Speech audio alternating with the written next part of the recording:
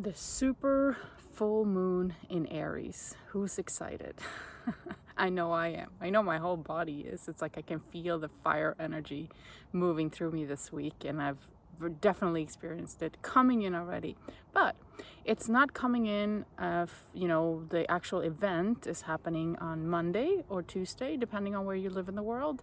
And it's a really exciting event because building up from, previous energies, and I'll leave links below for my eclipse and, the kind of eclipse season videos that I've done. So you can use that energy and kind of add on this type of energy, and then you start to feel what type of change we're in. And it's a really, really big change that we're in right now.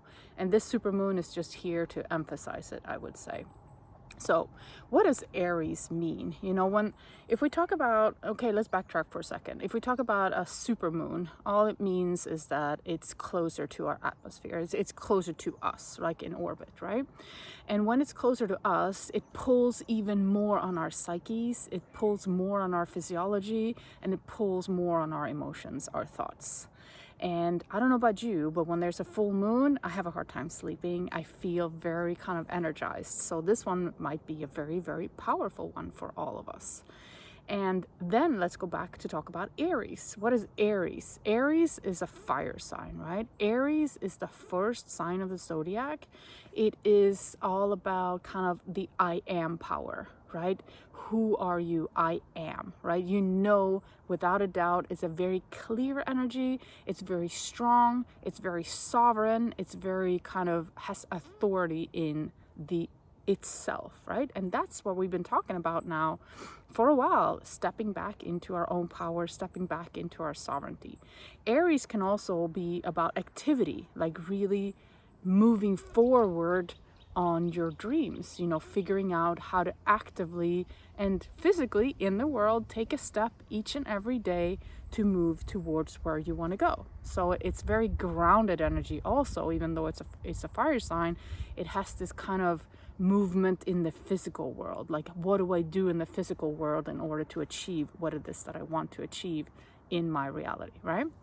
And what we have in Aries in this super full moon, like if we look at, the more astrological picture around the super full moon, if you like do an actual graph around it, you'll see that Neptune is in zero of Aries, which means that it's kind of in the pure potentiality of the sign, right? It's really kind of starting something new.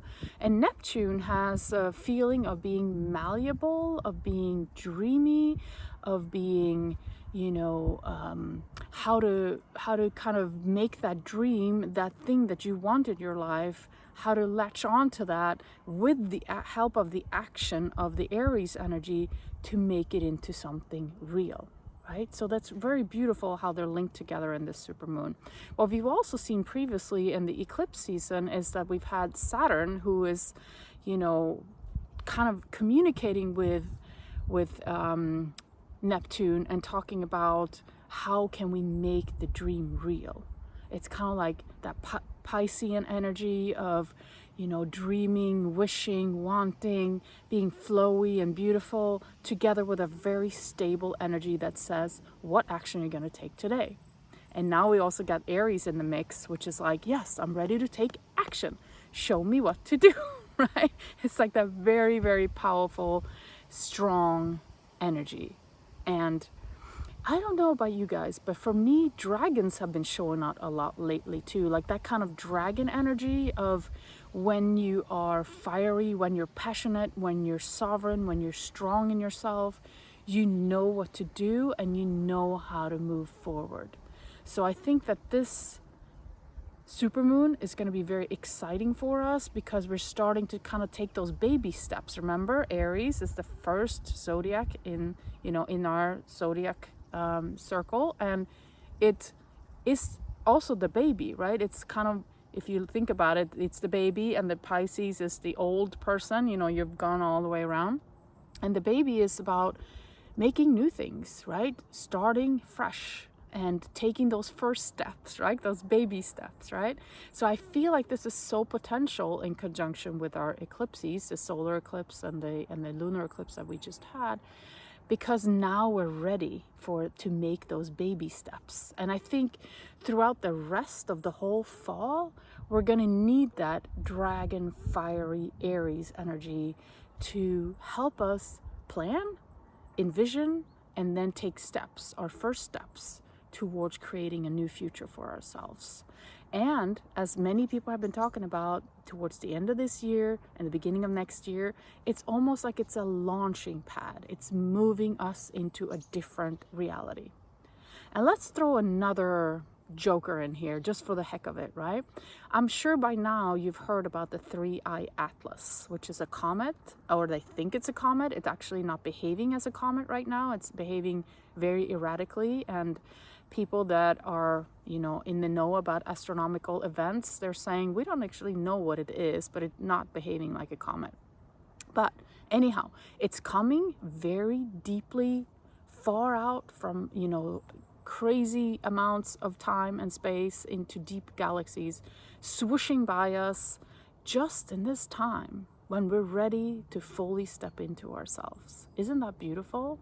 And what comets do is they bring about this energy of deep new galactic knowledge, deep wisdom, deep intelligence, cosmic intelligence, right?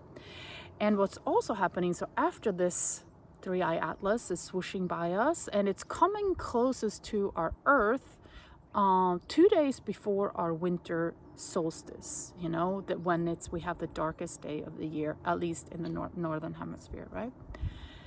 And that's the point where so many people out there have been talking about how this is a new start for humanity.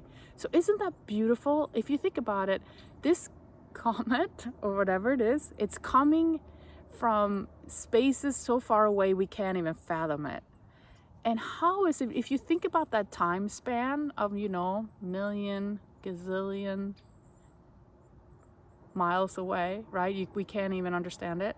And for it to hit us within a 2-day period of that solstice, that seems like not a coincidence to me. That seems like it's divinely orchestrated. What's also happening is behind that comet, a bunch of other comets are coming in, and it's quite rare for us to have kind of an infantry of comets coming in this closely spaced together. So it's almost as if, and this is my own belief from listening to many beautiful, intelligent people speaking about this, that we're receiving cosmic intelligence just in the nick of time when we need it, when we are elevating ourselves, when we're ascending. And then there's a bunch of other comets coming behind it to kind of fill in that beautiful energy, right? To fill in that intelligence, to fill in that beauty and that cosmos. And by the way, astrology is like, if you look at the picture, some astrologists have been talking about for 2 years now that this is the time when we're going to start to come back into our cosmic galactic family, remember who we are, remember our wisdom, our intelligence from faraway galaxies. So isn't that beautiful that that's happening also? And this super full moon, to bring us back to that, is preparing us for this, right? We're taking those baby steps to start to envision a new world, envision dreams that we maybe had forever, envision and put yourself into the action of moving towards that goal, moving towards that new world. That also reminds me, in this moment in time, there's this sort of alignment for us starting to speak more, communicate more, Gemini, about the new world. So speaking about it to each other. And I see in my own world, it's so beautiful how more and more people are starting to speak about it, are starting to prepare for it, are starting to create things that are not from the old world of chaos and destruction and war and the whole blueprint, right? Guilt and shame and fear and all that. They're creating from a completely different space, creating something new, leaving the old behind because there's no point in repairing it anymore, right? But creating something new out of love, out of intelligence, out of wisdom, out of a new vision for humanity, a new wisdom and vision for Gaia, right? And this also reminds me about a beautiful conversation I just had the other day where we are in the midst of chaos, in the midst of all these things. You look around and you see how crazy everything is, right? What I would recommend, because it's so easy to get caught up in it, it's so easy to say, oh, but what about all this? This is also happening, right? The more you feed that energy with your fear, and that's going to be crucial now in the super full moon, the more it becomes alive, the more it's energized.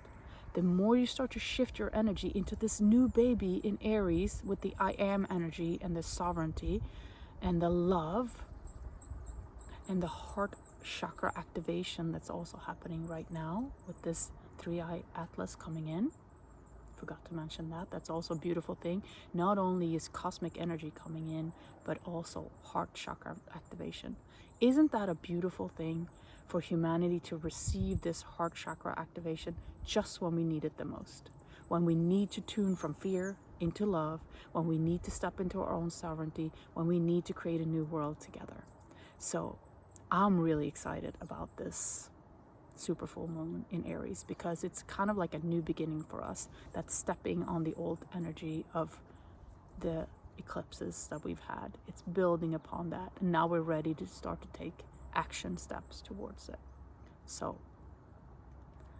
don't forget about your intention, keep that going, but now combine that intention with action steps of Aries. Feel that fire burning through you, up through you, and take those actions, take those steps. Make sure that you're aligned with what it truly is that you want. Lots of love. Namaste.